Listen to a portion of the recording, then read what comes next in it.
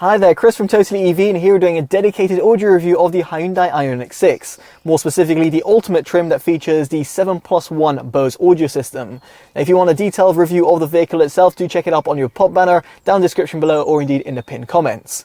Now, in terms of the audio configuration, the Bose audio system has got a speaker found within each of the four doors, speakers found within the A-pillars, which are tweeters, and then you've got a center speaker as well. Then, in terms of the last audio driver, it's an upward firing subwoofer that's placed in the rear parcel shelf. Now, indeed, that's actually slightly different from some of its competitors, which opt for a upward, downward, or sideward firing subwoofer found within the actual boot compartment itself. Now, nonetheless, over here, when it comes to the premium trim level, in other words, the non-Bose audio system, you should actually have 4 audio drivers. Now, there's no concrete information about this, but this is just me presuming it because it's actually very much based on the Ioniq 5. And indeed, the Ioniq 5 had a 4-speaker system and then could be upgraded to a 7+1 Bose audio system. Now, indeed, in this respect, if there is any sort of extra information that I obtained from the Hyundai Motor Group, I'll make sure I'll pop it down in the description below, or indeed update the written review. So make sure you check out for that. But of course, if I don't have any additional information, I can only go based on my own presumptions. Now, for you to tinker around with the audio drivers, you want to navigate on the 12.3-inch infotainment system, and here you'll find a 3-band EQ, at least on the Bose audio system. Here I've added 3 notches to treble, left mid-range untouched, and added 2 notches to bass. And I've also added the dynamic speed compensation on the premium sound tab. Of course, this is all very subjective, so it very much depends on your own music taste, but this is what I found to be the optimal settings. Equally, you will actually be curious to know that these settings actually do differ from the Hyundai Ioniq 5's Bose 7+1 audio system. Of course, this is a different vehicle and therefore has different acoustics, so this was what I recommend for this vehicle and therefore doesn't translate to the Ioniq 5. If you want to see that review, make sure you check it up on your pop banner or down in the description below for some more information about it. Now, past that, when it comes to connectivity, you have got Bluetooth, where the SBC and AAC codecs are supported only. If, of course, you want a better audio playback, you'll definitely want to plug in your smartphone. Here, Android Auto and Apple CarPlay are supported over a wireless transmission, and this can be achieved via the USB Type-A port that's found towards the front of the center console. So moving swiftly on, we get onto cabin noise, and here the objective numbers will be on your screen. These were recorded by myself using a sound meter.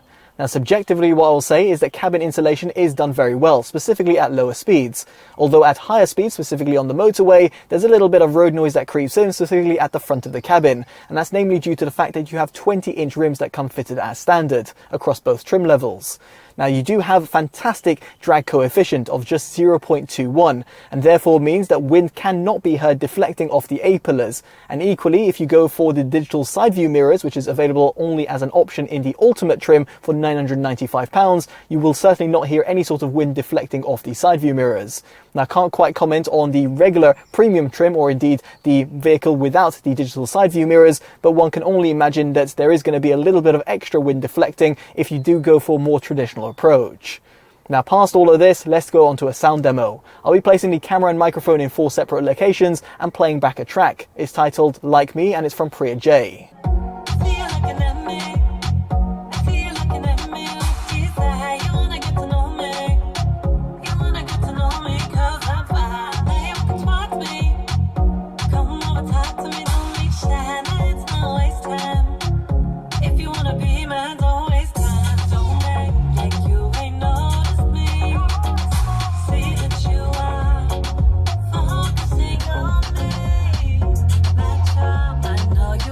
Can't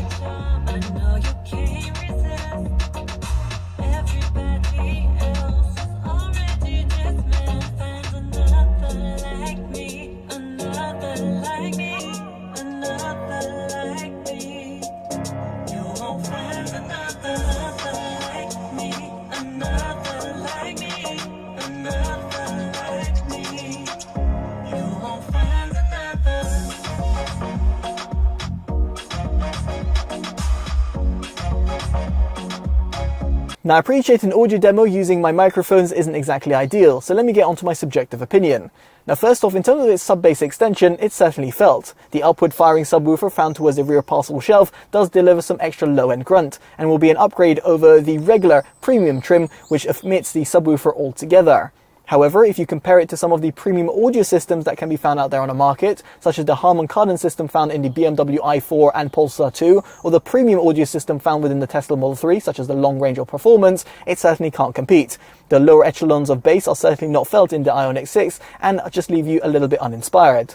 The same could be said about its mid-bass impact. Yes, it's there, and with a few notches added on the EQ, gives you that little bit of a hearty sort of sound, but the overall control and precision can't quite compete. Yet again, some of the premium audio systems out there do a little bit of a better job. Now, as for its mid-range, this was actually where it left me down quite a bit, because it's actually quite recessed and pushed back.